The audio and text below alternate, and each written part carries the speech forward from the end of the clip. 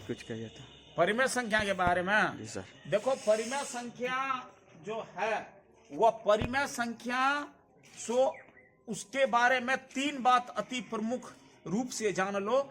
परिमेय संख्या वह होता है जिसके अंश और हर में पूर्ण संख्या हुआ करती है, जिसके अंश और हर में पूर्ण संख्या हुआ करती है। दूसरी बात यह है जो इसे P/Q के रूप में सो व्यक्त किया जा सकता है, इसे P/Q के रूप में व्यक्त किया जा सकता है। साथ ही साथ यह जो अंश और हर में सो पूर्णांक के रूप में रहता है वह उसे P/Q को हो या उसको अंश बटा हर को हो या उसे पूर्ण संख्या जो है वह अंश में हो और हर में भी पूर्ण संख्या हो, वही होता है तुमको सो परिमेय संख्या। तुम्हारा बोर्ड का यह एक महत्वपूर्ण क्वेश्चन भी है जो 3 -√3 एक अपरिमेय संख्या है कैसे? क्या ये 3 -√3 एक अपरिमेय संख्या है कैसे? इसके बारे में जान लो। यह बात मैं जान रहा हूं जो तुमको यह 3 जो है वह एक प्राकृतिक संख्या है, वह एक पूर्ण संख्या है और वह एक परिमेय संख्या है। परिमेय संख्या के रूप में वह परिमेय संख्या के रूप में पूर्ण संख्या को व्यक्त किया जाता है। हम कहेंगे एक जो है सो कैसी संख्या है, तो कहेंगे यह एक पूर्ण संख्या है, यह एक प्राकृतिक संख्या है। और परिमेय संख्या बनाया जाता है, जैसे हम 5 है, 5 जो है पूर्ण संख्या, ध्यान पूर्वक देखो। और इसको अगर हम परिमेय संख्या बनाएंगे तो यह होगा 5/1।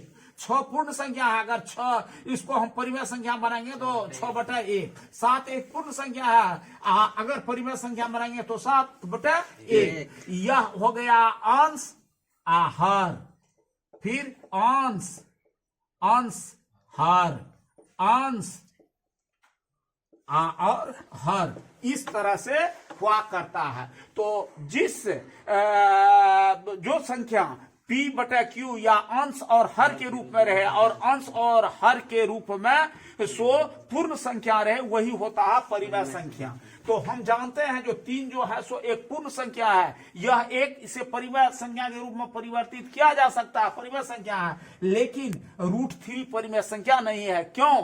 कि तुम जानते हो जो इसका जो वर्गमूल निकलेगा तो 1.732 करके निकलेगा। 5 अंक तक अगर निकालेंगे, 3 अंक या 5 अंक तक निकालते जाएंगे तो इजी वे में यह निकलता है। तो पूर्ण संख्या से अपूर्ण संख्या का घटाव कभी भी सो आपको परिमेय संख्या नहीं होगा। लेकिन हम मान लेते हैं, मान लिए यह एक विरोधाभास है, लेकिन मान लिए माना कि 3 -√3 एक सो परिमेय संख्या है। तो 3 -√3 को हम P/Q के रूप में लिख सकते हैं। और जब भी रहेगा तब यह जो है सो आपको P/Q जो है सो P और Q पूर्ण संख्या होगा और Q कभी भी सो आपको ये 0 नहीं रहेगी। क्यों नहीं रहेगी? इसलिए जो किसी भी अंक के, पूर्ण अंक के अगर हर के रूप में 0 कर देते हैं तो भागफल उसका इंफिनिटिव आ जाता है। जैसे 7/1 बराबर 7 या 7/0 बराबर हो जाएगा अपरिभाषित। समझे? यह हो जाएगा अपरिभाषित। इसलिए लिख दिए हैं ये Q जो है सो हर है, हर इज नॉट इक्वल टू 0। इसके बाद अब देखिए यह जो है 3 ये इसको P/Q को इधर ले आए, यह प्लस है माइनस हो गया, ये माइनस उधर चला गया तो प्लस हो गया। यहां तुम देखो P, Q और 3 सब परिमेय संख्या है।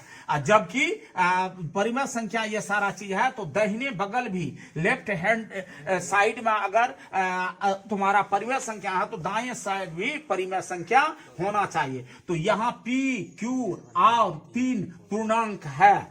जो पूर्णांक है तो यह परिमेय संख्या है। तो 3 -P/Q एक परिमेय संख्या होगी।